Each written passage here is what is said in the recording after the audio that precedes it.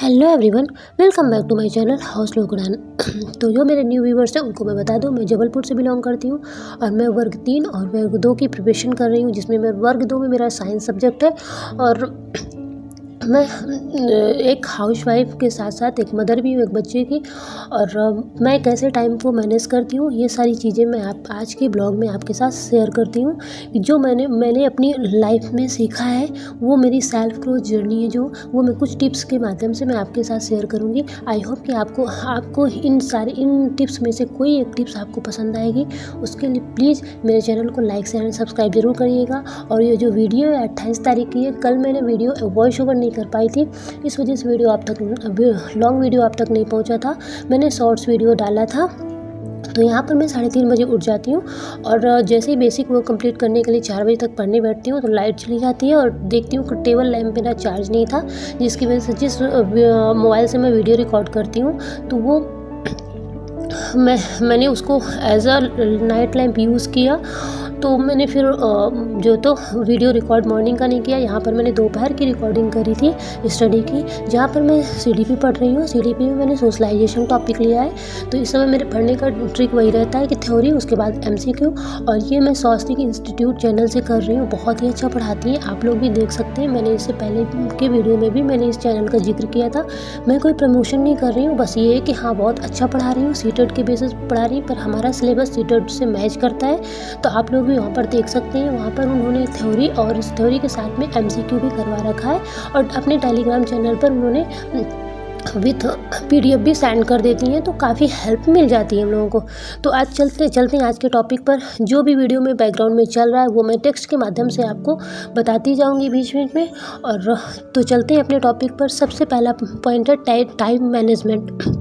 ये हम housewife mother के लिए बहुत ही ज़्यादा इम्पॉर्टेंट है कि पहले मैं अपने एग्जांपल के थ्रू बताती हूँ जो मेरे लाइफ में चल रहा है। पहले मैं क्या करती थी, पहले मैं बेबी के उठने के 30 मिनट पहले उठती थी और 30 मिनट पहले क्या करती थी, एक टॉपिक को लेती थी, उसकी थ्योरी कंप्लीट करूँ, शॉर्ट नोट्स बनाऊँ। और दोपहर में जो स्लॉट्स मिलता था उस स्लॉट में मैं एमसीक्यू करती थी, और नाइट में जो स्लॉट मिलता था उसी थ्योरी की मैं पीवाईक्यू देख लेती थी। तो ये मेरा पहले का टारगेट, पहले का जो रूल्स रहते थे। और अब मैं क्या करती हूँ कि बेबी को उठने के पहले बहुत कोशिश करती हूँ 2 घंटे पहले उठ जाऊँ। देखो हाउसवाइफ एंड मदर हूँ, इस वजह से डेली टारगेट कंप्लीट नहीं हो पाते, पर कोशिश हर दिन रहती है। तो पहले मैं क्या करती हूँ, 2 घंटे पहले उठ जाती हूँ, 30 मिनट थ्योरी करती हूँ, उसके बाद शॉर्ट नोट बनाती हूँ, फिर हाउस होल्ड वर्क कंप्लीट करती हूँ। इसके बाद जो बीच में मतलब ये जो अब मैं क्या करती हूँ कि मैं 2 घंटे में थ्योरी, एमसीक्यू और पीवाईक्यू एनालिसिस कर लेती हूँ। इसके बाद दोपहर का जो टाइम मिलता है उसमें मैं सीडीपी कंप्लीट करती हूँ, ईवीएस कंप्लीट करती हूँ, और नाइट में मैं मैथ का स्लॉट लेती हूँ। तो इस तरह आप भी कर सकते हैं, इसी तरह आप भी टाइम मैनेजमेंट कर सकते हैं छोटे छोटे स्लॉट्स के साथ।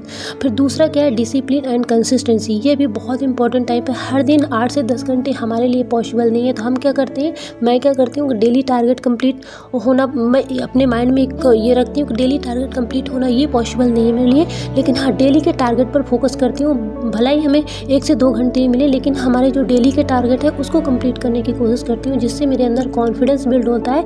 और धीरे धीरे यही कॉन्फिडेंस मोटिवेशन में बदलता है, और धीरे धीरे हम अपने लक्ष्य की ओर हर एक छोटे छोटे कदमों के साथ लक्ष्य की ओर पहुँचते हैं हर दिन। फिर ओवरथिंक को अवॉइड कैसे करें, तो पहले मैं सोचा करती थी कि मेरा सिलेबस कंप्लीट होगा भी या नहीं, ये बहुत ज़्यादा ओवरथिंकिंग लेती थी। लेकिन अब मैं क्या करती हूँ, फ्यूचर की टेंशन बिल्कुल नहीं लेती हूँ। इसकी जगह पे मैं क्या करती हूँ, डेली टारगेट कंप्लीट करने की मैं फोकस करती हूँ। फिर स्मॉल स्टेप्स बिग चेंज बहुत ज़्यादा इंपॉर्टेंट है। आप स्टार्टिंग में एक टॉपिक कंप्लीट करिए, वो भी बहुत मुश्किल लगता है, लेकिन अब क्या करती हूँ, अब मैं डेली छोटे छोटे स्टेप्स लेती हूँ। रेगुलर स्टडी हैबिट बन गई है मेरी, तो अब मैं रेगुलर स्टडी कर लेती हूँ। फिर सेल्फ मोटिवेशन कैसे आता है, जब भी मैं थकान और मोटिवेशन फील करती हूँ तो मैं हमेशा अपने आप को याद दिलाती हूँ कि स्लो प्रोग्रेस भी प्रोग्रेस होती है। हम धीरे धीरे ही सही, पर मैं चल रही हूँ, रुकी नहीं हूँ, ये सबसे बड़ी ताकत है। और याद रखना, हारता वही है जो रुक जाता है, ठीक। फिर मोबाइल डिस्ट्रैक्शन मैं कैसे कंट्रोल करती हूँ, क्या करती हूँ, रैंडम स्क्रॉलिंग की जगह मैंने यूट्यूब को सिर्फ और सिर्फ स्टडी और मोटिवेशन कंटेंट के लिए लिमिट कर दिया है। फिर अगर मैं नेक्स्ट टॉपिक कहूँ, जो मेरा एट्थ पॉइंट है, सेल्फ ग्रोथ जर्नी। पहले मुझे लगता था कि मैं कुछ नहीं कर पाऊँगी, लेकिन अब डेली स्टडी, कॉन्फिडेंस और डिसिप्लिन ने मेरी लाइफ को पूरी तरह से बदल दिया है। और एक जो लास्ट और इम्पॉर्टेंट टॉपिक बताऊँ कि self growth but never give up. Syllabus slowly complete हो या जैसे अपने वीडियो की बात करूँ तो कम व्यूज़ आते हैं तब भी मैं डीमोटिवेट बिल्कुल नहीं होती हूँ। मैं रुकती नहीं हूँ, डेली छोटा छोटा टारगेट लेके कंप्लीट करती रहती हूँ। जब स्टडी करने का मन ना हो तो 5 मिनट का रूल देती हूँ और यही 5 मिनट